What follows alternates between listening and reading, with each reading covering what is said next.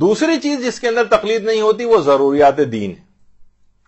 ضروریات دین میں بھی تقلید نہیں ہے. اچھا، اب ضروریات دین دیکھیے، جیسے نماز واجب ہے، نماز کے اوپر اعتقاد رکھنا ہے ضروریات دین کا مسئلہ. کوئی کہے کہ نہیں، نماز نام کی اسلام میں کوئی چیز ہی نہیں ہے، تو وہ بہت بڑی گمراہی میں. روزہ رکھنا واجب ہے رمضان کا، پردہ کرنا واجب ہے. یعنی ضروریات، جس طرح اصول دین کا انکار انسان کو کافر بناتا ہے، کچھ شرائط ہیں اس کی، اسی طرح سے ضروریات دین کا انکار بھی انسان کو کافر بناتا ہے. دیکھیے، کوئی عورت مثلا پردہ نہیں کرتی، وہ کہتی ٹھیک ہے میں پردہ نہیں کرتی، ٹھیک ہے اسلام میں پردے کا حکم ہے لیکن میں پردہ نہیں کرتی، گناہ گار ہے، کافر نہیں. لیکن اگر یہ کہے کہ میں پردہ نہیں کرتی، اگر یہ پردہ نہ کرنا کا ایسا انکار کرے جس سے انکار رسالت لازم آئے، مثلا اسے کہا جائے کہ بھئی آپ پردہ کیوں نہیں کرتی، حجاب کیوں نہیں کرتی، وہ کہتی کہ میں بس حجاب نہیں کرتی، میں اس کو نہیں مانتی، اس اسلام کے حکم کو. آپ کہیں کہ بھئی رسول اللہ نے یہ فرمایا، وہ کہتی کہ پھر میں رسول اللہ کو بھی نہیں مانتی، اس سے انکار رسالت لازم ہے. اب یہ کافرہ ہو جائے گی. یعنی ضروریات دین کا یا اصول دین کا ایسا انکار کرنا کہ جس سے انکار رسالت لازم آئے، اس سے انسان کافر ہوتا ہے. اگر انکار رسالت لازم نہیں آ رہا، وہ ویسے ہی انکار کر رہی کہ بھئی میں نہیں مانتی، میرے حلق سے مسئلہ نہیں اترتا، ٹھیک ہے اسلام کے اندر ہوگا، میں اس پہ عمل نہیں کرنا چاہتی، بہت بڑی گناہ گار ہوگی لیکن کافرہ نہیں ہوگی. لیکن ضروریات دین کا اگر کوئی اس طرح سے انکار کرے جس سے انکار رسالت لازم آئے، تو پھر وہ کافر بھی ہو جاتا. اچھا، اب مثلا بہت سے لوگ جیسے سننے میں آتا تھا، کبھی کہتے تھے کہ روزہ وہ رکھے جس کے پاس کھانے کو نہ ہو. اس قسم کے الفاظ بظاہر بڑے کفریہ بھی لگ رہے ہوتے ہیں. یا مثلا کوئی شخص خمس کا قائل نہ ہو. دیکھیں، خمس بھی ضروریات دین میں سے ہے، قرآن کی آیت بھی ہے 10ویں پارے کی جو پہلی آیت ہے، تو اس کے اندر بھی یعنی اگر کوئی شخص کہے میں خمس کا انکار کرتا ہوں، اور ایسا انکار جس سے انکار رسالت لازم آئے، تو وہ بھی کافر ہو جاتا ہے. البتہ جزیات میں اختلاف کرے کہ بھئی ٹھیک ہے خمس تھا، اور وہ جب جنگیں ہوتی تھیں تو اس کے اندر جو مال غنیمت ہوتا تھا اس کے اوپر ہوتا تھا، موجودہ بچت کے اوپر نہیں ہوتا، یہ گناہ گار ہوگا، کافر نہیں ہوگا.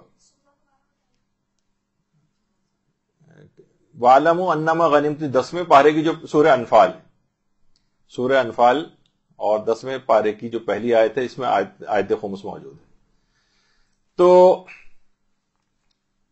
اب کیا ہے خمس کا انکار؟ جیسے آیت اللہ محقق کابلی سے بھی پوچھا گیا تو انہوں نے کہا کہ خمس ضروریات دین میں سے، یہ صرف ضروریات مذہب شیعہ کا مسئلہ نہیں ہے. ابھی ایک مسئلہ بھی اور بھی آئے گا، ایک چیز ضروریات مذہب بھی ہوتی، ضروریات دین جس پہ تمام عالم اسلام کے سب فرقے متفق ہوں، اسے وہ ضروریات دین میں ہوتی. اور اس میں یہ کہہ رہے ہیں کہ یہ صرف خمس شیعوں کا مسئلہ نہیں ہے، یہ ضروریات دین کا مسئلہ ہے. چاہے وہ ٹھیک ہے اس کی تفصیلات میں اختلاف ہو سکتا ہے، کوئی کہے کہ اس پہ خمس نہیں ہے، اس پر ہے، مال غنیمت پر ہوتا ہے، بچت پہ نہیں ہوتا، اس میں بحث ہو سکتی، اس سے کافر نہیں ہوگا. اصلاً خمس کا انکار کر دے تو پھر کافر ہوتا ہے، بشرطے اس سے بھی انکار رسالت لازم آئے. یا مثلا ختم نبوت جو ہے، یہ ضروریات دین کا مسئلہ ہے. قادیانی جو کافر صاحب کو قرار دیا گیا اور اس پہ اجماع بھی جو ہے وہ مسلمانوں کا ہے، تو انہوں نے ختم نبوت کا انکار کیا، اور یہ ضروریات دین کا مسئلہ ہے. اچھا، پھر ایک چیز ہوتی ہے جس کو کہتے ہیں ضروریات مذہب، ضروریات دین جس میں تمام مسلمان متفق ہوتے ہیں. ایک ہوتی ہے ضروریات مذہب، یعنی جس پر سب شیعہ متفق ہیں، اور اگر کوئی اس کا انکار کرتا ہے تو یہ شیعت سے خارج ہو جاتا ہے، اسے ہم کہیں گے غیر شیعہ ہو گیا ہے. ضروریات دین کا انکار کرے گا تو اسلام سے خارج ہو جائے گا، کو کافر ہونے کے احکام اس کے اوپر آ جائیں گے. لیکن ضروریات مذہب کا انکار کرے گا تو غیر شیعہ ہو جائے گا، اگرچہ مسلمان ہونے کا حکم لگایا جائے گا، اس کے ساتھ نکاح بھی جائز ہوگا، میراث بھی اس کو ملے گی، نکاح بھی اس کے ساتھ مثلا ہو سکتا ہے، لیکن وہ شیعت سے خارج ہوگا. مثلا جیسے کہ امامت، 12 اماموں کا ماننا یہ ضروریات مذہب شیعہ کا مسئلہ ہے. یعنی اگر کوئی ان میں سے ایک امام کو بھی نہ مانے تو وہ شیعت سے خارج ہو جائے گا. ہم اسے نہیں کہیں گے کہ شیعہ ہے، مثلا جس طریقے سے آغا خانی اور بوہری، ہم یہ نہیں کہہ سکتے کہ بھئی 6 اماموں تک تو مانتے ہیں اور اس کو اپنے نہیں، یہ شیعت سے خارج ہے۔ 6 اماموں کا ماننا، ایک امام کو بھی نہ اگر کوئی نہ مانے تو وہ اس کو شیعت سے خارج سمجھا جاتا ہے۔ جیسے آیت اللہ احمد زنجانی جب آئے تھے تو ایک زمانے میں علامہ اقبال سے ان کی ملاقات ہوئی تھی۔ علامہ اقبال سے ملاقات میں انہوں نے کہا، علامہ اقبال نے ان سے کہا آیت اللہ احمد زنجانی سے کہ امامت کا تو مسئلہ مجھے سمجھ میں آتا ہے، لیکن یہ 12ویں امام کا مسئلہ مجھے یعنی ہضم نہیں ہوتا۔ یعنی آخری امام ظاہر غیبت میں ان شکوک و شبہات کا شکار ہیں۔ تو آیت اللہ احمد زنجانی نے مسکراتے ہوئے ان سے کہا تھا کہ اگر آپ 11 کی امامت کے قائل ہو جائیں تو ہم 12ویں پر اصرار نہیں کریں گے۔ یعنی مقصد یہ تھا کہ ان 11 کو ماننے کا نتیجہ یہ ہوگا کہ آپ 11 تک آئیں گے تو سب کے سب 12ویں کو تو کہہ رہے ہیں، خود بخود لازمہ یہ ہوگا کہ آپ کو 12ویں کو ماننا پڑے گا۔ تو بہرحال اگر کوئی ایک کو بھی نہ مانے تو وہ شیعت سے خارج ہو جائے گا، شیعت سے خارج۔ ہم یہ نہیں کہہ سکتے وہ 6 5 4 یہ اس طرح سے اتنا تو مان نہیں رہا ہے، جیسے بہت سے لوگ جو زیدیہ فرقہ یمن وغیرہ اس کو شیعت کے اندر شمار کرتے ہیں، نہیں، وہ شیعت سے خارج ہے۔ اور خیر ان کے عقائد اور وہ بہت سی چیزیں الگ ہیں، وہ مظلوم ہونا ایک الگ چیز ہے، وہ تو اگر کوئی کافر بھی اگر مظلوم ہے تو اس کی حمایت کی جائے گی، کیونکہ مظلوم ہونے میں کافر اور مسلمان نہیں دیکھا جاتا۔ لیکن بہرحال جہاں عقائد کی بات آئے گی تو وہ عقائد میں ہم سے جدا ہیں۔ اچھا، اب اس کے بعد ایک اور چیز آتی ہے جیسے کہ رجت ہے۔ اگرچہ اس پہ بھی علماء کا اختلاف ہے کہ اسے ضروریات مذہب شیعہ میں قرار دیا جائے یا نہیں دیا جائے۔ مثلا رجت ہے امام زمانہ علیہ السلام کے بعد، اللہم صلی علی محمد و آل محمد،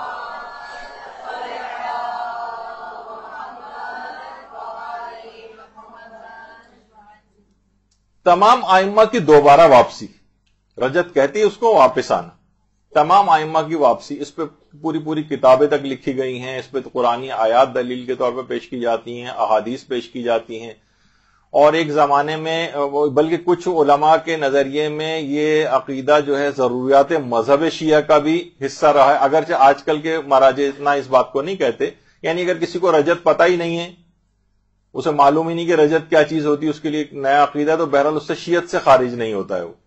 لیکن ایک زمانہ تھا کہ جب رجت جو ہے وہ ضروریات مذہب شیعہ، یہ بھی دیکھیے ایک علمی بحث ہے کہ ممکن ہے کہ کوئی مسئلہ کبھی ضروریات مذہب کا حصہ رہے اور کبھی نہ رہے، کچھ مسائل میں ایسا ممکن ہے، لیکن ابھی اس کی تفصیل میں نہیں جا سکتے۔ تو بہرحال تو ضروریات مذہب کے اندر بھی تقلید نہیں ہوتی۔ اچھا، 4 چیزیں ایسی ہیں کہ جس کے اندر تقلید نہیں، اصول دین میں تقلید نہیں ہے، لیکن اس کے جزئی مسائل بھی آپ نے سن لیے۔ ضروریات دین میں بھی تقلید نہیں، ضروریات دین میں مثلا ہم کہیں کہ ختم نبوت جو ہے یہ آیت اللہ سیستانی نے فرمایا ہے، نہیں، اس کے اندر تقلید والا مسئلہ نہیں۔ اور تیسری چیز ابھی اور آگے آئے گی جس کو آج میرے پاس وقت نہیں رہا، وہ 2 چیزوں کے اندر آدھے پونا گھنٹے کا تقریباً مسائل اور باقی رہ گئے آج۔ ایک ہے یقینیات کے اندر تقلید نہیں ہوتی، جس کو بدیہیات بھی کہتے ہیں، اور موضوعات خارجی میں تقلید نہیں ہوتی، جس کی بہت عمومی زندگی کی بہت ساری مثالیں میں آج مجھے آپ کو دینی تھی، اور بڑی دلچسپ مثالیں تھیں کہ عام زندگی میں جو ہم اکثر مجتہد بھی کبھی کوئی بات ایسی کہہ دیتا ہے کہ فلاں چیز جائز ہے یا جائز نہیں، اس کی عمومی زندگی کچھ ایسی مثالیں جس میں تقلید نہیں ہے لیکن مجتہد کی طرف سے مثلا فتویٰ آ جاتا ہے تو ہمیں اس کو بھی ماننا ہے یا نہیں ماننا، جبکہ اس کے اندر تقلید نہیں ہوتی۔ لیکن یہ ابھی آپ کو سمجھ میں نہیں آئے گا انشاءاللہ اگلی دفعہ کے اندر۔ تو کچھ 4 چیزیں ایسی ہیں جس کے اندر تقلید نہیں ہوتی ہے، اصول دین میں، ضروریات دین میں، یقینیات اور بدیہیات میں، اور موضوعات خارجی میں۔ اور بغیر کسی تمہید میں جائے گفتگو براہ راست وہاں سے متصل کر دیتے ہیں کہ 4 چیزیں بتائی گئی تھیں کہ 4 چیزوں میں تقلید نہیں ہے۔ ان میں ایک چیز تو یہ ہے اصول دین، اصول دین میں کوئی تقلید نہیں ہے۔ دوسری چیز بتائی گئی تھی ضروریات دین، اس میں بھی تقلید نہیں ہوتی ہے، اور اس کی مثالیں بھی آ گئی تھیں۔ اور تیسری چیز ہے یقینیات یا بدیہیات جس کو کہتے ہیں، بہت ہی واضح چیزیں، اتنی کہ یقینی اور واضح ہیں کہ اس میں کسی تقلید کی کوئی ضرورت نہیں۔ مثلا دن میں 5 نمازیں واجب ہیں، فجر، ظہر، عصر، مغرب، عشاء، اب ہم تقلید کے اعتبار سے نہیں مانتے کہ آیت اللہ سیستانی نے کہا ہے کہ مثلا نماز فجر کی نام کی ایک نماز ہوتی ہے، نماز ظہر اور عصر، تقلید سے ہمیں پتہ نہیں چلا ہے. ایک یقینی ایک بدیہی بالکل چیز ہے، اس کے اندر بھی تقلید نہیں ہے. اسی طرح سے ان نماز پنجگانہ میں کتنی کتنی رکعات ہیں، اس میں کوئی اختلاف نہیں ہے، بالکل یقینی چیز ہے، بدیہی چیز ہے کہ فجر کی 2، ظہر کی 4، عصر کی 4، مغرب کی 3 اور عشاء کی 4 رکعات ہوتی ہیں. مسلمانوں کسی فرقے کے اندر کوئی بھی اختلاف نہیں ہے، یہ یقینی اور بدیہی چیز. یہ 3 چیزیں ہوئیں اور اسی کے ساتھ اسی طرح سے جیسے نماز جمعہ ہے، اس کے متعلق بھی یہی ہے کہ یہ 2 رکعت کی نماز ہے، جمعے کے دن پڑھی جاتی ہے، اور یہ بھی یقینی اور بدیہی بالکل چیز ہے. تو یقینیات میں اور بدیہیات میں جو بالکل واضح ترین چیزیں، اس میں بھی کوئی تقلید نہیں ہوتی. اچھا، ہاں تقلید ایک اور چیز میں بھی نہیں ہوتی ہے، اور وہ ہے چوتھی چیز، موضوعات خارجی میں. دیکھیے ہر چیز کا ایک موضوع ہے نا. ایک ہے موضوعات داخلی جن کا اسلام سے تعلق ہوتا ہے، یعنی داخلی اسلام کا انٹرنل موضوع ہے. نماز ایک موضوع ہے، یہ داخلی موضوع ہے، اسلام ہی اس کی تفصیلات بتائے گا، اسلام ہی اس کے متعلق احکام بتائے گا. اس میں آپ کو جا کر لوگوں سے یا کسی اور سے جا کر نہیں پوچھنا ہے. موضوعات خارجی وہ ہوتے ہیں کہ جن کا اسلام سے تعلق نہیں. موضوعات داخلی وہ ہوتے ہیں جو اسلام ہی کے بنائے ہوئے ہیں. نماز ہے، روزہ ہے، حج ہے، حج کیسے کرنا ہے، یہ ہر شخص جو ہے اسلام سے جا کر پوچھے گا. ہاں لیکن موضوعات خارجی جو ہیں ان کا یعنی وہ موضوعات جن کا اسلام سے کوئی تعلق نہیں، اس میں بھی تقلید نہیں ہوتی. مثلا مثال دے دوں میں آپ کو، جیسے گانا اور موسیقی. گانا اور موسیقی کو اسلام نے تو نہیں بنایا ہے. اسلام صرف ایک اصولی حکم بتائے گا کہ اگر محفل لہو و لعب سے مناسبت رکھتی ہے وہ آواز، تو اس آواز کا سننا جائز نہیں.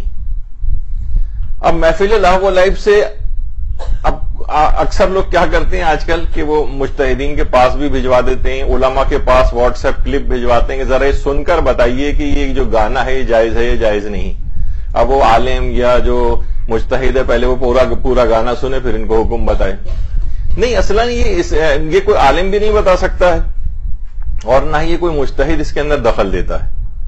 جب بھی آپ دیکھتے ہیں کہ لوگ کتنے ہی انداز سے سوال پوچھ لیں گانے اور موسیقی کا، جواب وہ ایک ہی اصولی طور پر جو ہوتا ہے وہی دیا جاتا ہے وہاں سے، کہ اگر یہ موسیقی یا یہ گانا محفل لہو و لعب یعنی جو گانے بجانے کی اور برائی کی جو محفلیں ہیں وہاں سے مناسبت رکھتی ہے تو حرام ہے. اب مناسبت رکھتی ہے نہیں رکھتی آپ خود تحقیق کریں. مجتہد جا کے ہر محفل کو چیک نہیں کرے گا کہ مجتہد خود جا کر شریک ہو، سنے، دیکھے، پھر آپ کو ایک حکم بتائے، اور یہ ممکن بھی نہیں ہے. لاکھوں تقاریب ہو رہی ہیں، لاکھوں محفلیں ہو رہی ہیں، تو یہ ہر شخص خود تحقیق کرے، اس میں تقلید نہیں ہوتی.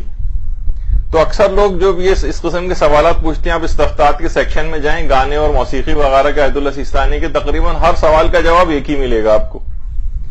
اصلاً کوئی وہ چیز ہو نہیں سکتی، ممکن نہیں ہے کہ مجتہد جو ہے اس کے اوپر جو ہے وہ اپنی ایک رائے دے، کہ وہ اگر بالفرض کہہ بھی دے کہ محفل لہو و لعب سے مناسبت رکھتی ہے اور آپ کی تحقیق یہ کہ نہیں اس کا کوئی تعلق محفل لہو و لعب سے نہیں. مثلا یہ تو ایک ملی ایک جو گانا ہے، یعنی ابھی میں موسیقی وغیرہ کی بات نہیں کر رہا جو حلق سے آواز نکالی جا رہی ہے، یہ تو مثلا قومی ترانہ ہے. قومی ترانے کو اگر کوئی اچھی آواز سے بھی پڑھے تو لوگ یہ نہیں کہیں گے کہ یہ گانا ہے اور نہ وہ محفل لہو و لعب سے مناسبت رکھتا ہے. تو یہ ہر شخص خود تحقیق کرے، یعنی موضوعات خارجی کے اندر تقلید نہیں ہوتی ہے. یہ ایک انتہائی اہم چیز ہے. اسی طریقے سے ممکن ہے کہ ایک مشروب آپ کے سامنے موجود ہو تو مجتہد کبھی بھی اس پہ حکم نہیں لگائے گا کہ یہ چیز شراب ہے. شراب ہے یہ شربت، اگر آپ کو شک ہو جائے تو مجتہد نہیں کہ مجتہد کے پاس آپ بھجوائیں اس کو اور مجتہد کسی لیب میں بھجوائے یا چک کے بتائے معاذ اللہ کہ شراب ہے شربت ہے. نہیں، یہ تو مجتہد کہے گا اگر یہ شراب ہے تو حرام ہے اور اگر یہ شراب نہیں ہے تو جائز ہے آپ کے لیے. اب آپ خود تحقیق کرتے ہیں کہ شراب ہے یا شراب نہیں، اور تحقیق کرنا بھی واجب نہیں. آپ کی مرضی ہو تو تحقیق کریں، مرضی ہو تو تحقیق نہ کریں. احتیاط کرنا چاہے تو احتیاط کر لیں، لیکن جیسے ہی یقین پیدا ہو گیا کہ شراب ہے ویسے اس سے اجتناب لازم ہو جائے گا. تو کون سی چیز شراب ہے، کون سی چیز شربت ہے، یہ بھی مجتہد کا کام نہیں. اچھا، اس کی کچھ اور ذرا سمجھانے کے لیے کچھ اور واضح مثالیں بھی اگر دوں. عام طور پر آپ نے دیکھا ہوگا کہ ایک چیز بہت ہوتی ہے اور گاہے بگاہے جب بھی یوم القدس قریب آ رہا ہوتا ہے کچھ ہے تو کچھ چیزیں سوشل نیٹ ورکنگ پہ بہت زیادہ وائرل ہو جاتی ہیں. مثلا یہ کہ کون سی کمپنیاں ایسی ہیں کہ جن کا منافع اسرائیل کو جاتا ہے. تو اسرائیل، اچھا پھر اس میں نا بہت ساری پروڈکٹس کی لسٹ آتی ہے، ان پہ کراس بنا ہوا ہوتا ہے، یہ کمپنی وہ کمپنی وہ کمپنی، اور عام طور پہ بہت ساری کمپنیاں ایسی ہیں جو خود پاکستان کے اندر بھی کام کر رہی ہیں. تو اب لوگ مجتہدین کے نام سے ایک چیز شائع کرتے ہیں کہ آیت اللہ سیستانی نے یا رہبر معظم نے ان کمپنیوں کو حرام قرار دیا، جبکہ نام لے کر ان میں سے کسی بھی مجتہد نے آج تک نام لے کر اصولی مسئلہ بیان کرتے ہیں. اصولی مسئلہ کیا ہے کہ وہ کمپنیاں کہ جن کا پروفٹ جو ہے وہ صہیونیوں کو جاتا ہو، صہیونی حکومت کو جاتا ہو، جو میڈ ان اسرائیل پروڈکٹس ہیں، ان کی خرید و فروخت جائز نہیں ہے، یا جن کا منافع اسرائیل کو جاتا ہے. اب آپ نے، اچھا اس کے اندر میں آپ کو اور بتا دوں، کچھ لوگوں نے ذاتی طور پر کوئی تحقیق کی بھی ہوتی ہے تو ہر شخص کو وہ تحقیق بتانا واجب نہیں، خود سے تحقیق کرنا بھی واجب نہیں کہ ہم ہر پروڈکٹ پہ جائیں پھر دیکھیں کون سی وہ ہے، پھر اس کا انٹرنیٹ پہ جا کر سرچ کریں، اس کا تعلق اسرائیل کے ساتھ کوئی جوڑ جاڑ کے کوئی نتیجہ نکالیں اور پھر اپنی تحقیق کو پوری دنیا میں نشر کریں. مجتہدین نے بھی یہ کام نہیں کیا ہے، ورنہ تو یہ سب سے پہلے جو اس طرح کی جو وہ آتی ہے لسٹ، وہ خود مجتہدین کے آفس سے ریلیز ہو، ناموں کے ساتھ ریلیز ہو. لیکن مجتہد کیونکہ موضوعات میں دخل نہیں دیتا ہے، یہ موضوعات خارجی کا مسئلہ ہے، کون سی پروڈکٹ ہے، کون سی جناب دہی دودھ کی پروڈکٹ ہے اور کون سی جو ہے کھانے پینوں کی چیزوں کی ہے، کون سی مشروبات کی ہے، کون سی کولڈ ڈرنکس کی ہے، وہ مجتہد کبھی بھی نام نہیں لے گا. وہ ایک اصولی مسئلہ بتائے گا کہ اگر اس کا صہیونی حکومت، اچھا دیکھیے یہودی بھی دو طرح کے ہیں، ایک عام یہودی مثلا آپ کے محلے میں کوئی یہودی رہتا ہے، آپ نے اس کے ساتھ کوئی بزنس ڈیل کر لی، وہ حرام نہیں. صہیونیوں کے ساتھ، یعنی جو حکومت اسرائیل ہے اور اسرائیل کے اندر جو پروڈکٹس بنتی ہیں جس کا فائدہ اسرائیل کو جاتا ہے، یا وہ کمپنیاں، اور یہ اتنا ہائیلی ٹاپ سیکرٹ بعض اوقات چیزیں ہوتی ہیں کہ کون سی کمپنی کا منافع اسرائیل کو جاتا ہے، کس کمپنی کا نہیں جاتا ہے. جس کی ہاں تحقیق ہو گئی ہو اس سلسلے میں، وہ اپنی تحقیق کے اوپر خود عمل کرے گا اور ان چیزوں کو نہ خریدے جو اس نے تحقیق کر لی. لیکن ایک آدمی اس کو کچھ پتا نہیں ہے، سنی سنائی باتیں ہیں، انٹرنیٹ کے اوپر بہت سی لسٹیں اس طرح سے آ رہی ہوتی ہیں اور جا رہی ہوتی ہیں، اور اس میں سے 99% لسٹیں جو ہیں وہ یا عام طور پر وہ کمپنیاں جو کہ جن کے ساتھ ان کی کاروباری مقاربت چل رہی ہوتی ہے، جو ایک رائیولری جو ہوتی ہے بزنس والی، وہ لوگ وہ اس قسم کی چیزیں نکالتے ہیں، اور وہ ایک دن میں بھی اگر لوگ اس سے اجتناب کر لیں تو کروڑوں روپے کا فائدہ ہو جاتا ہے جس اعتبار سے پروڈکٹ بک رہی ہوتی ہیں. تو اس میں افراط و تفریط کا ہمیشہ دیکھنا چاہیے کہ کیا ہے، اور اصولی مسئلے کو دیکھنا چاہیے. جب بھی مجتہدین کے نام سے جب بھی اس طرح کی کوئی لسٹ آئے تو اس کے اوپر اعتبار نہیں کریں، کیونکہ مجتہد کبھی بھی نام لے کر موضوعات خارجی کا مسئلہ ہے وہ کبھی بھی نام نہیں لے گا، کیونکہ نہ وہ اس کی تحقیق کے اندر خود سے کوئی اپنی رائے کا اظہار کرے گا، ایک اصولی مسئلہ بیان کرے گا. تحقیق کرنی چاہیں آپ خود تحقیق کیجئے، نہیں تحقیق کرنا چاہتے ہیں تو نہ کریں. ہر حالت شک میں ان کو استعمال کرنے کی بھی اجازت ہے. تو یہ تمام چیزیں ایسی ہیں کہ اگر مجتہد بالفرض کبھی نام لے بھی دے تو اس کی بات کو فقط ایک عادل کی بات سمجھا جائے گا.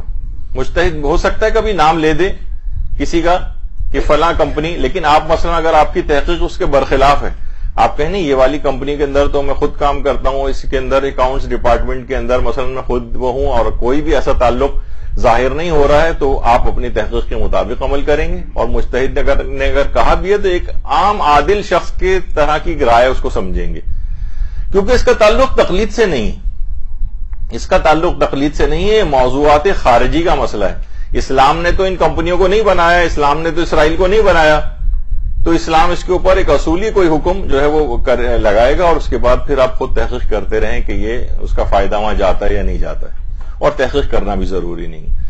اچھا، عام طور پر اس کا ایک اور مسئلہ اس میں آتا ہے اور وہ لوگ بہت چیز پوچھتے ہیں. ایک تو مثلا لوگ، ابھی خیر اس کا بھی آئے گا لیکن جو ابھی بتانے مثلا کہ کون سی پروڈکٹ جو بازار کے اندر مل رہی ہے اس کے اندر سور کے اجزاء شامل ہیں. بعض اوقات ہوتا ہے نا کہ اس طرح کی بھی لسٹیں آتی ہیں کہ بھائی آپ فلاں لپسٹک استعمال کرتی ہیں، اس کے اندر تو یہ اپنا سور کی فلاں چیز استعمال ہو رہی ہوتی ہے، یا مثلا کچھ ایسی ٹافیاں ہیں اس کے اندر جناب فلاں چیز کی جیلیٹن، حرام جانور کی جیلیٹن ہے، یا مختلف کاسمیٹک پروڈکٹس کے متعلق آپ سنتی ہیں. تو اگر صرف سنی سنائی بات ہے، حالت شک والی بات ہے، تو بعض اوقات لوگ کہتے ہیں کہ ہم نے سنا ہے کہ مثلا آیت اللہ سیستانی نے فلاں پروڈکٹ کو جو ہے حرام قرار دیا ہے کیونکہ اس کے اندر سور کے اجزاء ہوتے ہیں. تو مجتہد کبھی اس طرح سے نام لے گا ہی نہیں، کیونکہ یہ موضوعات خارجی کا مسئلہ ہے. یہ آپ کو خود سے تحقیق کرنی ہے، اور تحقیق کرنی بھی واجب نہیں ہے. آپ نے سنی سنائی بات ہے، آپ انگریڈینٹس پڑھ بھی سکتی ہیں اس کی، لیکن تب بھی آپ پر واجب نہیں ہے کہ اس کے انگریڈینٹس پڑھیں باقاعدہ. جسم پر اگر استعمال کرنے کے لحاظ سے، کھانے کے لحاظ سے ایک الگ مسئلہ بعض اوقات ہو جاتا ہے، وہ میں بھی فی الحال اس کو نہیں ڈسکس کر رہا. لیکن جسم کے اوپر لگانے کے اعتبار سے مختلف کریمز آتی ہیں، کاسمیٹک پروڈکٹس آتی ہیں، لپسٹکس آتی ہیں. بہت سے لوگ مثلا اس کو بھی کہتے ہیں کہ جناب فلاں جو ٹوتھ پیسٹ وغیرہ استعمال ہو رہا ہے اس کے اندر بھی فلاں جانور کی جو ہے وہ چیز استعمال ہو رہی ہے. اس طرح کی بہت ساری چیزیں ہیں. تو اس میں آپ کو خود تحقیق کرنی، اور خود تحقیق کرنا بھی واجب نہیں ہے، اور مجتہد کے نام سے کوئی چیز اس طرح سے وہ بھی ضروری نہیں ہے. دیکھیے بعض اوقات یہ ہوتا ہے نا کہ مجتہد سے بھی بعض اوقات یا علماء سے جا کر پوچھتے ہیں کہ آپ یہ بتائیے کہ یہ فلاں پروڈکٹ کی تصویر بھی بھیجتے ہیں باقاعدہ کہ آپ بتائیے کہ جائز ہے یا جائز نہیں. بھائی آپ خود تحقیق کر رہے ہیں، کسی کا یہ کسی بھی عالم کا بھی کام نہیں ہے، نہ ہی کسی مجتہد کا کام ہے. اور اس کے اندر ایک اور چیز بھی آتی ہے، لیکن اس میں تو خود کیونکہ کمپنی نے ڈکلیئر کیا ہے اس کو، خاص طور پر کچھ ملٹی وائٹامن ایسے جیسے خود یہ سینٹرم ہے، اگرچہ اس کا بھی نام لینا نہیں چاہیے تھا، لیکن اس وجہ سے کہ اس میں کمپنی نے خود کہا ہے جو اسلامی ممالک سے باہر یہ سینٹرم تیار ہوتی ہے ملٹی وائٹامن، اس میں پگ کی جیلیٹن ہوتی ہے. یہاں تک کہ کچھ صاحبان ایمان نے باقاعدہ فون کر کے باقاعدہ کمپنی سے ایک بڑے عہدیداروں سے بھی پوچھا تو انہوں نے اس کو ایکسپٹ بھی کیا. تو اس طرح کے ملٹی وائٹامن جو اگر کہیں باہر سے آ رہے ہوں تو اس کے اندر تو اگر کسی کو کچھ بھی نہیں پتا ہے اور ملٹی وائٹامن آ گیا ان کے پاس اور ان کو کچھ نہیں پتا کہ اس میں ہے یا نہیں ہے، ہم انگریڈینٹس دیکھ بھی سکتے ہیں، پیچھے لکھے ہوئے ہوتے ہیں، لیکن وہ بھی تحقیق کرنا واجب نہیں. لیکن اگر کسی کو یقین اور اطمینان ہو جائے تو اس طرح کے کچھ پروڈکٹس ہیں اس میں تو انہوں نے باقاعدہ ڈکلیئر کرتے ہیں. لیکن یہ ہوتا ہے کہ جو عام طور پر اس کمپنی کی جو مختلف برانچز اسلامی ممالک میں ہیں وہاں پر ان کے انگریڈینٹس میں یہ پگ وغیرہ کی جیلیٹن ان ملٹی وائٹامن میں عام طور پر نہیں دیکھی جاتی لکھی ہوئی، تو اس لحاظ سے وہاں کی تو کھا سکتے ہیں. لیکن اب یہ والی چیز یہ مجتہد سے پوچھنا، لوگ عام طور پر اس طرح کی تصویریں بھی مجتہد کے پاس بھجواتے ہیں. مجتہد کا کام ہی نہیں، یہ موضوعات خارجی کا مسئلہ ہے. دوائیں بنانے کا کام اسلام نے اپنے ہاتھ میں تو نہیں رکھا ہے، نہ ان کے اندر کیا کیا چیزیں پائی جاتی ہیں، وہ تو بس صرف ایک اصولی مسئلہ بیان کریں گے. اگر اس میں حرام کسی چیز کے اجزاء موجود ہیں تو اس کو نہیں کھا سکتے. جیسے کہ عام طور پر مچھلی کے کیپسول وغیرہ ہوتے ہیں مچھلی کے تیل کے، تو اس کے اندر بھی یہی والا مسئلہ ہوتا ہے کہ آپ کو خود تحقیق کرنی ہے. لوگ عام طور پر جو فش آئلس وغیرہ کے کیپسولس آتے ہیں اس کی بھی تصویریں مجتہدین کو بھجواتے ہیں کہ آپ دیکھ کے بتائیے کہ ہمارے لیے یہ چیز کھانا جائز ہے یا جائز نہیں. وہاں سے پھر وہی جواب آتا ہے کہ تحقیق آپ خود کریں گے. اگر چھلکے والی مچھلی کے کیپسول ہیں تو آپ کے لیے کھانا جائز ہے، اور اگر بغیر چھلکے کی ہے تو کھانا جائز نہیں. اور عام طور پر سوائے ایک آدھ کے، شاید جیسے میں نے پچھلی دفعہ بتایا تھا کہ کاڈ فش جو ہے اس میں بھی دو ورائٹی ہوتی ہیں، ایک بغیر چھلکے کی، ایک چھلکے والی ہے. تو بہرحال کاڈ لیور آئل وغیرہ وہ زیادہ تر چھلکے والی مچھلی کے ہوتے ہیں، تو اس کے لحاظ سے تو ہے. لیکن اور جتنے فش آئلس کے کیپسول دستیاب ہیں بازاروں میں ان میں کسی بھی جگہ یہ نہیں لکھا ہوتا، اور تحقیق کرنا بہت ہی مشکل کام بھی ہے کہ کس مچھلی کے اجزاء سے کس مچھلی کا تیل اس کے اندر جو ہے وہ استعمال ہو رہا ہے. تو اگر کوئی اس لحاظ سے کوئی میڈیکل کے لحاظ سے انتہائی اشد ضرورت نہیں ہے اور کوئی آلٹرنیٹ بھی نہیں ہے تو حالت شک میں اس کا استعمال بھی جائز نہیں. تو بہرحال یہ اس طرح کی چیزیں ہیں. چند ایک میں مثالیں دے رہا ہوں کہ جس میں تقلید نہیں ہوتی. اس میں ایک موضوعات خارجی ہے، موضوعات خارجی جس کا اسلام سے کوئی تعلق نہیں. اچھا بعض اوقات ہمیں لگ رہا ہوتا ہے کہ اس کا اسلام سے تعلق ہے. مثلا جیسے رویت ہلال کا مسئلہ ہے، چاند نکلا یا چاند نہیں نکلا، چاند کا دکھائی دینا نہ دکھائی دینا اس کا بھی اسلام سے کوئی تعلق نہیں. ٹھیک ہے، ہاں یہ ضرور ہے کہ آپ کو کچھ مسائل کے تحت، اپنے مجتہد کے مسائل کے تحت جو انہوں نے بتائے ہیں چیزیں، اس کے مطابق چاند کی تحقیق کے بعد اپنے فریضے کو متعین کرنا ہوتا ہے کہ ہم رمضان کو شروع کریں یا نہیں کریں، یا ہم اگلے دن مثلا عید منائیں یا نہ منائیں. لیکن چاند نکلا ہے یا نہیں نکلا اس کا مجتہد سے کوئی تعلق نہیں. مثلا مجتہد اعلان کر بھی دے کہ جناب کراچی میں یا پاکستان میں چاند نظر نہیں آیا, اور آپ نے چھت پہ کھڑے ہو کے خود اپنی آنکھوں سے چاند دیکھ لیا ہے, تو اب آپ یہ نہیں کہیں گے کہ نہیں بھائی دیکھیے تو آیت اللہ سیستانی نے جب منع کر دیا ہے کہ چاند نظر نہیں آیا تو یہ بھی اس کا مطلب ہے نہیں ہے, اگر نظر بھی آ رہا ہے تو آپ اس کو نظر انداز نہیں کر سکتی. آپ نے خود ہی اپنی آنکھوں سے دیکھ لیا. موضوعات کا مسئلہ ہے, موضوعات خارجی ہے, آپ کی اپنی تحقیق ہے. مجتہد کہتا ہے کہ ٹھیک ہے ان اصولوں کو دیکھو اور اس کے مطابق خود چاند کی تحقیق کرو, ہم سے نہیں پوچھو. اور بعض اوقات مجتہد کہتا بھی کہ چاند کی بہت سے اتنے دقیق چیزیں ہیں اور چاند کا افق اتنا گھٹتا بڑھتا رہتا ہے آیت اللہ سیستانی کے فتوے میں, کہ آیت اللہ سیستانی نے کبھی کبھی یہ بھی کہتے ہیں کہ مختلف ممالک والے ہماری جو آفس ہے اس سے رجوع کر کے پوچھ لیں کہ ان کے ملک میں چاند نظر آیا یا نہیں آیا, کیونکہ وہاں پہ پورا ایک ادارہ ہے, رصد گاہیں ہیں ان کی, اور ان کے بڑے محققین اس سلسلے میں بیٹھے ہوئے ہیں جو کہ آپ کے علاقے کے چاند کی بھی اطلاع رکھتے ہیں. لیکن اصلاً یہ اپنی طور پر وہ ایک عادل کی گواہی کے طور پر تو مان سکتے ہیں کہ چاند ہوا یا نہیں ہوا, لیکن اصلاً اس کا تعلق نہیں ہے. اس کو آپ کو خود ہی تحقیق کرنا ہوتی ہے, اور خود آپ پر بھی چاند کی تحقیق واجب نہیں ہے. مثلاً آج جو ہے 30 شعبان ہے, یا مثلاً پہلی رمضان ہے, اور آپ نے غروب سے پہلے اپنے کھڑکی دروازے بند کر لیے, موبائل فون سوئچ آف کر کے رکھ دیا, سب لوگوں سے تعلق منقطع کر لیا, ٹی وی بند کر لیا, بالکل آپ کو اجازت ہے. اور اگلے دن 30 میں تو یہ ہو جائے گا, لیکن بعض اوقات 29 کی, کیونکہ 30 میں تو یہ ہوگا کہ اگلے دن یقینی پہلی ہوگی, لیکن 29 کی چاند کے اندر عام طور پر یہ ہوتا ہے کہ اطلاع کہیں سے آ رہی ہوتی, کہیں سے نہیں آ رہی ہوتی, تو آپ پر تحقیق بھی واجب نہیں ہے. آپ سب چیزیں بند کر کے, ہاں البتہ اگر آپ کو بعد میں پتہ چل جائے کہ چاند ہو گیا تھا اور اگلے دن رمضان تھا, تو اس ایک روزے کی قضا کرنا پڑے گی اگر آپ نے روزہ نہیں رکھا ہے, تو وہ ایک الگ حکم ہے, لیکن آپ گناہگار نہیں ہوئی کیونکہ آپ پر چاند کی تحقیق واجب نہیں ہے. اگرچہ اس میں بہت سی چیزیں بڑی دقیق ہیں اور بعض اوقات بڑی دلچسپ بھی ہوتی ہیں, تو یہ ایک دماغ میں رہے. تو یہ بظاہر ہمیں لگ رہا ہوتا ہے کہ یہ تو اسلام کا مسئلہ ہے. نہیں, رؤیت ہلال اسلام کا مسئلہ نہیں. چاند نظر آنا نہ آنا, کافر کو بھی چاند نظر آتا ہے نہیں آتا, جب بھی کہا جاتا ہے سائنسی لحاظ سے بھی, اگر حتیٰ کہ نجومی کی بات پہ بھی اگر آپ کو یقین آ جائے اور وہ کہہ دے کہ چاند جو ہے ہو گیا ہے, تو آپ اس کی اگر اطمینان ہو جائے تو آپ کسی کی بات پہ بھی یقین کر سکتے ہیں.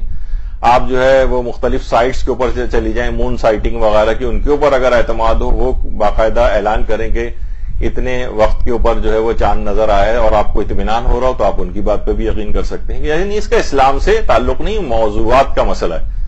اکثر لوگ کہتے ہیں بھائی آغا سیستانی کا فتویٰ بتائیے کہ انہوں نے کیا کہا ہے, چاند ہوا یا نہیں ہوا, تو اصلاً یہ ان کا مسئلہ نہیں ہے. تو یہی ہم بار بار کہہ رہے ہیں کہ ان چیزوں میں تقلید نہیں ہوتی, تو اس کے اندر یہ عمومی زندگی کی بھی کچھ مثالیں.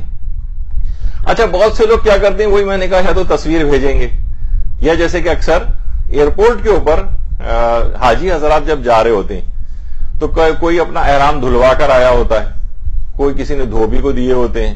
اب اس کے اندر مثلا سرف وغیرہ سے کسی واشنگ پاؤڈر سے دھویا اور اس میں خوشبو آ رہی ہے, تو لوگ اپنے احرام کو لا کے مولانا کی ناک کے اوپر آ کر لگا رہے ہوتے ہیں, سونگ کے بتائیے کہ اس میں خوشبو تو نہیں آ رہی ہے. بھائی مولانا کیا بتائیں گے, آپ کی اپنی بھی ماشاءاللہ ناک ہے, آپ خود بھی سونگ سکتی ہیں چیزیں کہ خوشبو اس کو کہیں گے یا نہیں کہیں گے. اور تو یہ موضوعات کا مسئلہ ہے, نہ یہ مولانا بتائیں گے اور نہ ہی مجتہد بتائے گا, یہ تو آپ کو خود طے کرنا ہے کہ اس میں خوشبو آ رہی ہے یا نہیں آ رہی. اس کا اسلام سے تعلق نہیں. اچھا, اب اس میں ایک اور مسئلہ خواتین کے اعتبار سے آتا ہے, وہ ہے مثلا کون مہندی کا یا کیمیکل والی مہندی کا مسئلہ. اچھا, کیمیکل والی مہندی یا کون مہندی عام طور پر خواتین جو لگاتی ہیں, اس کا مسئلہ اتنا پوچھتی ہیں روزانہ کی بنیاد پہ. میرے خیال ہے مدرسے کے بعد 4-5 دفعہ تو کم سے کم یہ والا مسئلہ روز کی بنیاد پہ آتا ہے. اچھا, یہ بھی موضوعات کا مسئلہ ہے, یعنی مجتہد کے پاس بھی یہ والے مسئلے جاتے ہیں, تو کبھی زیادہ تر تو مجتہد جو ہے وہ نا اصولی مسئلہ بیان کرتا ہے. اصولی مسئلہ مثلا کوئی پوچھ رہا ہے کہ آج کل بازار میں کیمیکل والی مہندی ملتی ہے, اس کو لگانے میں وضو اور غسل کا کیا حکم ہے, اور وہ مہندی ایسی ہوتی ہے کہ جب اترتی ہے تو چھلکے اس کے ساتھ ساتھ اترتے ہیں, تو اس سے وضو ہو جاتا ہے یا نہیں, اور اس قسم کی مہندی لگانے میں کوئی حرج تو نہیں ہے. یہ مجتہدین آقا سیستانی کو بھیجا گیا مثلا سوال. تو وہاں سے وہی اصولی جواب آتا ہے کہ اگر احتمال دارت امکان اس بات کا موجود ہے کہ مانع رسیدن آب باشد، یعنی یہ پانی پہنچنے میں رکاوٹ ہے، باید برطرف شود، تو لازم ہے کہ اس کو ہٹایا جائے۔ اچھا، اب مسئلہ یہ ہے کہ آپ تو یہی تو کہتی ہیں کہ اس کو ہٹانا ہی تو بہت مشکل ہے، اور ہٹاتے ہیں تو نیچے سے ایک اور چیز نکل رہی ہوتی ہے، وہ بھی مہندی، گویا مہندی کی لیئرز اتر رہی ہیں، تو یہ تو رکاوٹ ہوئی۔ تو مجتہد نے اصولی مسئلہ بیان کیا کہ اگر احتمال ہے اس کا کہ یہ پانی پہنچنے میں رکاوٹ ہے تو اس کو ہٹائیے۔ مجتہد اب ساری اقسام جا کے ڈسکس نہیں کرے گا، کبھی مجتہد اپنی رائے دے دے گا۔ کبھی یہی چیز سوال پوچھا جاتا ہے کہ کیا یہ جائز ہے کیمیکل والی مہندی لگانا اور اس میں وضو ہو جاتا ہے یا نہیں، تو وہاں سے جواب یہی آتا ہے کہ اس کے اندر کوئی حرج نہیں ہے اور پانی پہنچنے میں بھی رکاوٹ نہیں۔ کبھی وہ اپنی رائے دے دیتا ہے مجتہد، یعنی مجتہد رائے بھی دے سکتا ہے اور اصولی مسئلہ بھی بیان کر سکتا ہے۔ اچھا، اب میں اس لحاظ سے آپ کا یہ والا مسئلہ حل ہی کر دوں، ایک لحاظ سے اگر آپ کو بھی اس پہ اطمینان ہو جائے۔ اطمینان نہیں ہو رہا ہے تو پھر مجتہد مثلا انہوں نے یہ کہا کہ اگر امکان ہے کہ آپ کو اس بات پر اطمینان نہیں ہو رہا ہے، آپ کہہ رہی نہیں کیمیکل والی مہندی کی جو لیئرز ہیں یہ وہی مہندی کی لیئرز اتر رہی، تو پھر آپ کا وظیفہ شرعی یہ ہے کہ آپ وضوء جبیرہ بھی کریں اور تیمم جبیرہ بھی کریں۔ تیمم جبیرہ یوں کہا میں نے کہ خود اعضائے تیمم ہی کے اوپر وہ جبیرہ آ گیا ہے۔ جبیرہ یعنی سمجھیں ایک لحاظ سے وہ رکاوٹ، وہ چیز جس کو آپ رکاوٹ سمجھ رہی ہیں جو پانی پہنچنے میں رکاوٹ ہے، وضوء جبیرہ ہوگا، یعنی اسی کے اوپر آپ کس طرح سے وضو کریں گے اس کے احکام ہیں کچھ، اور تیمم میں جبیرہ بھی ہوگا، یعنی تیمم بھی آپ کو کرنا پڑے گا، لیکن کیونکہ اعضائے وضو ہی کے اوپر، اعضائے تیمم کے اوپر ہی کیونکہ وہ رکاوٹ آئی ہوئی ہے، اس لحاظ سے تیمم میں جبیرہ بھی ہوگا۔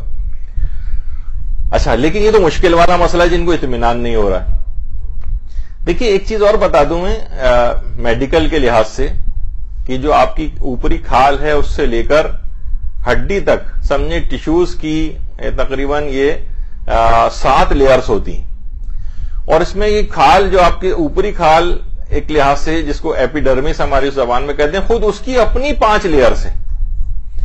تو اصلاً یہ جو ہوتا ہے، جو کیمیکل والی مہندی آپ لگاتی ہیں اور وہ بعد میں اترتی ہے، وہ کھال کی لیئر اترتی، ٹھیک ہے، وہ رنگ نیچے تک جو ہے اس کے گیا ہوا ہے، پھر اس کے بعد نئی جو لیئر ہوتی ہے اس کے اوپر بھی وہ رنگ آیا ہوا ہوتا ہے اس کی۔ اصلاً وہ مہندی کا رنگ تو کبھی بھی رکاوٹ نہیں ہوتا ہے، چاہے وہ خضاب والا رنگ ہو، لوگ اکثر کہتے ہیں کہ خضاب والا رنگ لگ جاتا ہے یا بالوں پر کھال کے اوپر، وہ بھی رکاوٹ نہیں ہے۔ عام طور پر جو عام انک پین ہوتا ہے اس کی، وہ اگر کھال کے اوپر لگ جائے وہ بھی رکاوٹ نہیں ہوتا، یعنی رنگ کبھی بھی رکاوٹ نہیں ہے جب تک کہ کوئی تھکنیس اس کے اندر نہ آ جائے۔ جیسے بال پوائنٹ کا کوئی ایسا نشان جو ایک بہت موٹا سا ہوتا ہے اور اس جگہ پانی اس کے اوپر سے گزر جائے گا، کھال کے نیچے بھی نہیں پہنچنے دے گا، اس کو تو ہٹانا پڑتا ہے۔ لیکن عام طور پر بال پوائنٹ کا مثلا نشان ہاتھ کے اوپر لگا ہوا ہے تو وہ بھی پانی پہنچنے سے رکاوٹ نہیں۔ تو یہ جو لیئرز اتر رہی ہیں وہ اسکن کی لیئرز ہیں، وہ اصلاً اس کی لیئرز نہیں ہیں مہندی کی، تو اس لحاظ سے اس کے اندر کوئی حرج نہیں۔ اگر اس تحقیق پر آپ کو اطمینان ہے تو اگر آپ یہ والی مہندی لگا بھی رہی ہیں، بس مہندی کا وہ ایک فقہی مسئلہ آپ کے دماغ میں رہنا چاہیے کہ اگر مہندی ہاتھوں کے اوپر اس انداز سے لگی ہوئی ہو کیونکہ یہ زینت میں آتی ہے تو پھر ہاتھوں کو نامحرم سے چھپانا پڑے گا نہ۔ اب وہ کسی بھی ذریعے چھپائے، ہم یہ نہیں کہہ رہے کہ مہندی لگانا حرام ہے، ہاں اگر اس کو لگا کے لازمی ہاتھ نہیں چھپائے جا رہے ہیں اور نامحرم کے سامنے آ رہا ہے تو وہ تو تب تو حرام ہوگا، لیکن اصلاً مہندی لگانا حرام نہیں ہوگا، بلکہ ہاتھوں کو، زینت والے ہاتھوں کو نامحرم کے سامنے ظاہر کرنا وہ حرام ہوگا۔ اب ہاتھ کو آپ چادر کے اندر رکھیں، گلوز پہنیں، چھپائیں، کچھ بھی کریں تو بہرحال یہ پردے کے لحاظ سے مسئلہ ہے، لیکن وضو اور غسل کے اعتبار سے کوئی مسئلہ نہیں۔ تو مجتہدین کے پاس اگر آپ یہ بار بار جو سوال جاتے ہیں، علماء کے پاس جاتے ہیں، یہ اصلاً موضوعات کا مسئلہ ہے، یہ تقلیدی مسئلہ ہی نہیں ہے کہ وہ اپنی رائے دے گا بھی تو اس کی اپنی ایک رائے سمجھی جائے گی، کبھی وہ رائے دے دیتا ہے کہ نہیں رکاوٹ نہیں ہے اور کبھی وہ رائے نہیں دیتا اور ایک عام اصولی مسئلہ بیان کر دیتا ہے کہ تحقیقات خود کریں کہ پانی پہنچنے میں رکاوٹ ہے یا نہیں۔ پھر وہ جو جاننے والے ہیں اس فیلڈ کے، مثلا کسی آپ ڈاکٹر سے پوچھ لیں کہ کوئی اور جو کہ اسکن سے ریلیٹڈ ہے تو وہ آپ کو بتائے گا کہ نہیں یہ کھال کی لیئرز اتر رہی ہیں، یہ خود اس مہندی کی لیئرز نہیں۔ تو کھال کی اگر لیئر اتر رہی ہے تو اور اس پہ صرف اس کا رنگ اور اسٹین اگر آیا ہوا ہے. ہاں یہ ضرور ہے کہ عام طور پر جو اس طرح سے بہت ریپڈلی جو کھال کے اوپر ایکٹ کرنے والی چیزیں, ابھی حال ہی میں 1-2 کیسز ہمارے پاس بھی آئے کہ کیمیکل ریئیکشن بہت زبردست ہوا اور بہت سی اس کے اندر کارسینوجینک بھی ہیں, کینسر پروڈیوسنگ وغیرہ بھی ہو جاتے ہیں بعض اوقات یہ چیزیں, کہ اتنی جو ریپڈلی رنگ اپنا چھوڑنے والی چیزیں کھال کے اوپر یہ اسکن کے لیے نقصان دہ بھی ہیں. تو ہم کوشش کریں کہ وہ پرانی جمیلہ مہندی وغیرہ اسی کی طرف جائیے, اس کو چھوڑیے کیمیکل والی چیزوں کو, تو جس کے اندر نقصانات بھی ہوتے ہیں اس طرح سے. تو خیر, تو یہ کبھی اسلام اس لحاظ سے چیز بتا رہا ہوتا ہے تو یہ ہو گیا موضوعات خارجی. تو ان 4 چیزوں کے اندر تقلید نہیں, اصول دین کے اندر تقلید نہیں ہے. ہاں دیگر عقائد جو ہیں ان کی تو بات ہم نے بیان کر دی تھی, اصول دین میں تقلید نہیں ہے, ضروریات دین اس کے اندر کوئی تقلید نہیں ہے. تیسری چیز تھی یقینیات اور بدیہات, اس میں کوئی تقلید نہیں ہے. اور چوتھی چیز ہے موضوعات خارجی, اس میں بھی تقلید کے لحاظ سے ماننا واجب نہیں ہے. ہاں مجتہد اپنی رائے دے دے اور رائے پہ آپ کو اطمینان ہو تو ایک عادل کی حیثیت سے اس کی بات کو مانا جا سکتا ہے. ہاں تو اب بہت سے نوجوان ہم دیکھتے ہیں عام طور پر وہ کہتے ہیں کہ جناب نہیں یہ تو اصول دین کے اندر ہر چیز کو دلیل سے حاصل ہونا چاہیے, اور اگر دلیل سے کوئی حاصل نہ کرے اور یہ واجب ہے تو وہ تو کافر ہو جاتا ہے اور جیسے دائرہ اسلام سے نکل جائے گا. وہ ہم پچھلی دفعہ بیان کر چکے. تو اصول دین کو ازروع دلیل حاصل کرنا تو ضروری ہے, لیکن وہ پچھلی مرتبہ آ گیا تھا کہ اگر کسی کو دل سے یقین اور اطمینان ہے اور اعتقاد اصول دین کے اوپر ہے اور اس کے پاس اگر دلیل بالفرض نہیں بھی ہے تو زیادہ زیادہ ہم نے یہی کہا تھا کہ بہت ہوا تو وہ ایک دلیل حاصل نہ کرنے کا ایک تاریخ ہوگا, ایک لحاظ سے چلیں اگر ہم اس کو گناہ گار بھی سمجھ لیں تب بھی, لیکن اس کے باوجود وہ مسلمان رہے گا, مومن رہے گا, تمام احکامات اسلامی اس پر ایک عام مومن اور مسلمان کے لحاظ سے جاری رہیں گے. اس کے علاوہ اصول دین کے علاوہ جتنے اور عقائد ہیں, اور ان اصول دین کے بہت سے ضمنی عقائد بھی ہیں. مثلا امامت کو تو دیکھیے ماننا واجب ہے, لیکن مثلا ضمنی عقائد کیا ہیں, جس طرح پچھلے دنوں ٹی وی کے اوپر ایک بحث چل پڑی تھی کہ مثلا مولا علی دیگر انبیاء سے رسول اللہ کے علاوہ دیگر انبیاء سے افضل ہیں یا نہیں, ایک بحث چل پڑی تھی. اب یہ ایسا موضوع ہے کہ اس میں آپ ٹھیک ہے کہ اس کے اندر بھی تقلید نہیں ہوتی ہے, لیکن اس میں علماء متباہرین یا علماء شیعہ جو ہیں ہمارے بزرگ مجتہدین, ان کے نظریات کو بھی آپ مان سکتی. تو علماء نے اس سلسلے میں یہی کہا کہ دیگر عقائد حقہ میں علماء متباہرین اور مراجع کی بات جو ہے وہ مانی جائے, وہ زیادہ ان کا مطالعہ ہوتا ہے ہر چیز کے اندر, تو زیادہ اطمینان بھی انہی کی بات پہ ہوگا بنسبت کسی فیس بک کی نام نہاد اسکالر یا اس طرح سے کوئی بھی سوشل میڈیا کے اوپر کوئی نوجوان جو ہے اپنی تحقیقات پیش کر رہا ہو. تو ان کی طرف جانے کے بجائے آپ یہ تمام علماء جو کہ ان سب چیزوں کی بہتر انداز سے ان دلیلوں کو سمجھتے ہیں اور کہیں زیادہ آگاہ ہیں تمام افراد سے, انہی کی بات ان عقائد کے اندر مانی جائے. تو ان نوجوانوں کے ساتھ بھی عام طور پر ہم یہ دیکھتے ہیں کہ کچھ ظاہر ہے کہ کچھ ایک ایسے پلیٹ فارم ہے کہ ہر شخص اپنی چیز کو جو ہے وہ حتمی بنا کر پیش کر رہا ہوتا ہے. کچھ سافٹ ویئرس ان کے ہاتھ مثلا لگ جاتے ہیں نوجوانوں کے, چند ایرانی سائٹس وغیرہ ان کے ہاتھ لگ جاتی ہیں, اپنی پسند کی کچھ چیزیں نکال کے وہ اپنی تحقیقات پیش کر رہے ہوتے ہیں. اور زیادہ تر آپ دیکھیں گے پہچان یہ ہوتی کہ جو بھی فضائل اہل بیت والی چیز ہوتی ہے اس کے اندر یہ چیز کوئی سقم نکال کے کہ یہ حدیث ضعیف ہے یا حدیث جو ہے یہ قابل قبول نہیں ہے یا عقل اس کو تسلیم نہیں کر رہی ہے, ان کا زیادہ تر حملہ فضائل اہل بیت کی چیزوں پر ہوتا ہے. اور اس سے اچھا اس میں اگر بالکل ہی افراط و تفریط اس مسئلے میں بھی ہے, یا تو ہر شخص ہر وقت جو ہے اپنے ہاتھ میں رجال اور کتابیں یہ سب لے کر بیٹھا ہوا ہے کہ فضائل اہل بیت کو کسی طریقے سے ضعیف ثابت کیا جائے, اور کچھ ایسے ہیں کہ جو کہ ہمیشہ الوہیت کے مقام تک ہی اہل بیت کو پہنچانے کی فکر میں رہتے ہیں. تو دونوں طرف کی ایکسٹریمز یہاں پر پائی جاتی ہیں, تو آپ کو خود دیکھنا پڑے گا. یہ بھی موضوعات کا مسئلہ ہے کہ آپ خود دیکھیں کہ ان کے اندر کون شخص جو ہے کس انداز سے دین کا فائدہ پہنچا رہا ہے یا نقصان پہنچا رہا ہے. تو ان سب افراد کو چھوڑ کر صرف مجتہدین اور علماء متباہرین جو ڈوبے ہوئے ہیں ان تمام علوم کے اندر, جو بہت بزرگ علماء ہیں, ان کی بات مانیں اور اس کے علاوہ ان افراد کی باتوں کی طرف توجہ نہ کریں. برحمتك يا أرحم الراحمين وصلى الله على محمد وآله الطاهرين.